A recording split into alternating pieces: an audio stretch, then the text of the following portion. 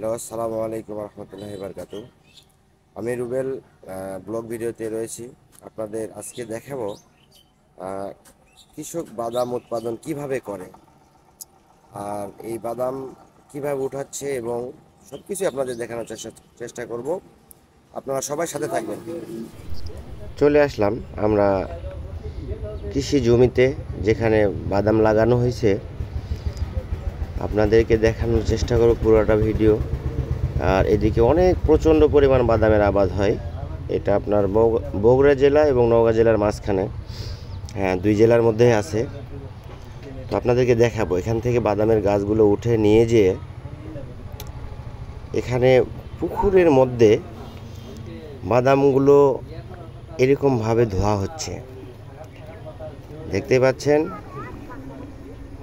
এরকম সুন্দরভাবে বাদামগুলো ধুতে হবে। ধোয়ার পর সেখান থেকে নিয়ে আসবে। আপনাদেরকে খুব সুন্দরভাবে ভিডিওটা দেখার চেষ্টা করব, সাথে থাকবেন ইনশাল্লাহ। এই যে দেখেন, এই বাদাম জমি থেকে নিয়ে এসে পুকুরের মধ্যে সুন্দর করে ধুচ্ছে, পরিষ্কার করতেছে। আর তারপরে এই বাদামগুলো এরকমভাবে শুকানো হয়, গাছসহ।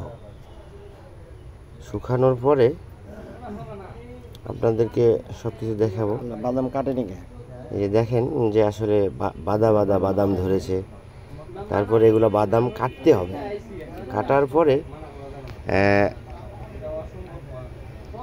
কাটার পরে আপনারা এই বাদামগুলো রোদে শুকাতে দিবেন, সুন্দর করে রোদ দিবেন, শুকাতে হবে।